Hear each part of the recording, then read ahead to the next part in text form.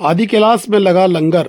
धारचूला के उच्च हिमालय क्षेत्र में संत सरदार बलजीत सिंह सैनी के समर्थकों द्वारा संचालित मुफ्त अल्पाहार सभी शिव भक्तों को खिलाया जा रहा है। यानी लंगर में सबको नाश्ते की व्यवस्था की गई है। बता दें कि विश्व मानव रूहानी सेवा चैरिटेबल संस्था के द्वारा संत बलजीत सिंह के दिशा निर्देश में 25 मई 2024 से जोलिंगोंग यानी कि छोटा कैलाश, जिसकी समुद्र तल से ऊंचाई 14,500 फीट ऊंची है, वह संतों के द्वारा मानव सेवा का कार्य लगातार किया जा रहा है। इनके संचालनकर्ता ने बताया कि हमारे चैरिटेबल ट्रस्ट का मुख्य कार्य शिव भक्तों की सेवा करना है। हम 3 जून तक उक्त आदि कैलाश क्षेत्र में सेवा जारी। विश्व को मालूम है कि सरदार सेवा करने में सबसे आगे हैं। अब बता दें कि रूहानी सेवा का काम केवल शिव की जगह जहाँ जहाँ शिव है वहाँ इनकी सेवाएं इनकी लगातार जारी रहती हैं। रूहानी सेवा समिति के सदस्यों ने बताया कि जहाँ भी शिव धाम है हम वहाँ रूहानी। बताइए। ये हमारे गुरु जी है संत बलजीत सिंह जी। और हमारी चैरिटेबल संस्था है विश्व मानव रूहानी केंद्र करके, गांव नवानगर, तहसील कालका, डिस्ट्रिक्ट पंचकुला, हरियाणा से हम आए हैं। और हमारे गुरु जी की प्रेरणा है कि जहाँ जहाँ भी शिव भक्तों का जो है हुजूम मेला लगता है, भक्तगण आते हैं, वहाँ उन भक्तों की सेवा, जैसे अमरनाथ में, मणिमहेश में और अभी अयोध्या में 2 महीने लगातार लंगर लगाया। और जब कांवड़ यात्रा चलती है तो ऑल ओवर इंडिया में जहाँ भी हमारी ब्रांचेस है, जगह जगह पे भोले भक्तों के लिए रहने की व्यवस्था और जगह जगह पर भक्तों की सेवा के लिए गुरु जी का उद्देश्य मानवता की सेवा ही सबसे बड़ी सेवा है, वही भगवान की सेवा है।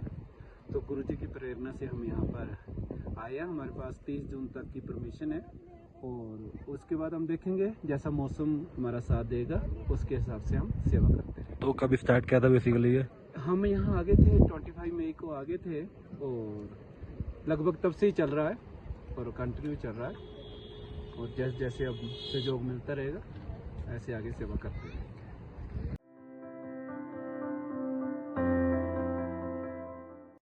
धारचूला में भी लगेगा आने वाले 20 वर्षों के लिए मास्टर प्लान के तहत की जा रही है तैयारियां। धारचूला में लगेगा मास्टर प्लान। बता दें कि मास्टर प्लान के जानकार धारचूला पहुंचे थे। उपजिलाधिकारी धारचूला ने आज समस्त अधिकारी व साथ में क्षेत्र के गणमान्य नागरिकों के साथ एक बैठक नगरपालिका हॉल में ली। नगरपालिका हॉल में एसडीएम धारचूला के द्वारा सभी के सुझाव लिए गए। कई सुझाव आए जिसमें सीवर है, पानी की व्यवस्था है, ट्रैफिक की व्यवस्था, सीसीटीवी कैमरे की व्यवस्था और जगह जगह मोहल्लों में पार्क की व्यवस्था, कई व्यवस्थाओं पर चिंता और मनन किया गया। परंतु सीमित क्षेत्र धारचूला में कैसे ये व्यवस्था अमल में लाएंगी, इसके लिए मास्टर प्लान के लोगों को बताया गया है कि आप जब भी मास्टर प्लान के लिए तैयारी करें या आप मास्टर प्लान का कोई खाका तैयार करें तो उसमें कहीं ना कहीं इन चीज़ों का समावेश अवश्य करें।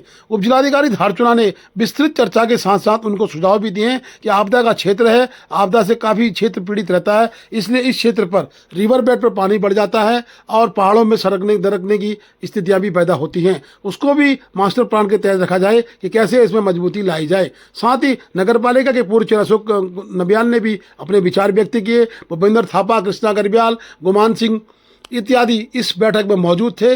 बैठक में सभी कर्मचारी अधिकारियों ने अपने अपने सुझाव दिए हैं। अब देखना है कि धारचूला में मास्टर प्लान सुचारू रूप से लागू हो सकता है या फिर उपजिलाधिकारी के द्वारा जो बातें की गई हैं उस बातों का मास्टर प्लान में अगर लाया जाता है तो धारचूला में अवश्य लग रहा है कि गणमान्य नागरिकों के सुझावों को शामिल किया गया तो एक मास्टर प्लान बेहतरीन ढंग का लग सकता है। उपजिलाधिकारी धारचूला ने एक बहुत जोरदार मैसेज दिया कि उन्होंने कहा कि सारे अधिकारी कर्मचारियों के आवास एक जगह कर दिए जाएं और साथ ही जो भी व्यवस्थाएं विकास भवन के तहत होती हैं, नगरपालिका के कार्यालय, उपजिलाधिकारी का कार्यालय, थाना, पुलिस चौकी, बीडीओ या अन्य जितने भी जगह कार्यालय हैं वो भी एक ही क्षेत्र में किए जाए, जिससे ये कहीं ना कहीं क्षेत्र में समावेश की स्थिति से जगहें खाली हो जाए, जिससे मोहल्लों में पार्क इत्यादि की व्यवस्था भी हो सके। अब देखना कि मास्टर प्लान के तहत होने वाले कार्य में कितने सुझाव अमल में लाए जाते हैं और कब तक मास्टर प्लान धारचूला के लिए बनकर होता है और कब लागू होता है। गवर्नमेंट की प्लान बनती है तो state government has to discuss with the central government की भाई यहाँ पे ये क्योंकि रिवर लैंड होती है, रिवर के बगल में आर्मी लैंड होती है,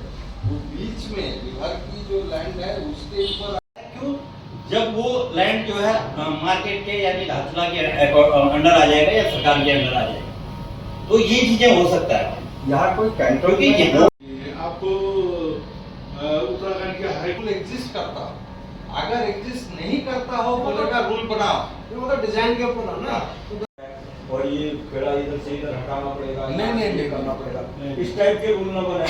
और आप 20 साल पुराना देख रहे हैं तो ये नगर पालिका इससे आगे भी जो है गांव जुड़ सकते हैं, इससे बगल में भी हमारा खुर्तिला है वो भी जुड़ सकता है, और इससे ऊपर भी कई गांव जो है नगर पालिका के अंदर आज भी है और बाद में भी आ सकते हैं।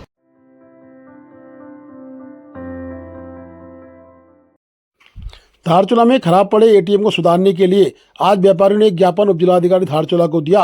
व्यापार संघ के पदाधिकारी ने बताया कि धारचूला में 15 दिन से एटीएम खराब हैं, परंतु बैंक के द्वारा उन एटीएम को सुधारने के लिए कोई भी कार्रवाई नहीं की जा रही है। इस पर एसडीएम धारचूला ने बड़ी नाराजगी व्यक्त करते हुए तत्काल बैंकों को आदेश किए कि आप अपने एटीएम सुधारें, क्योंकि आधे कैलाश जैसी बड़ी यात्रा धारचूला में चल रही है। और साथ ही उन्होंने कहा कि गुंजी में भी एक एटीएम की व्यवस्था की जाएगी, और उन्होंने कहा कि जिससे कि बाहर से आने वाले लोगों को बड़ी परेशानी का सामना करना पड़ रहा है।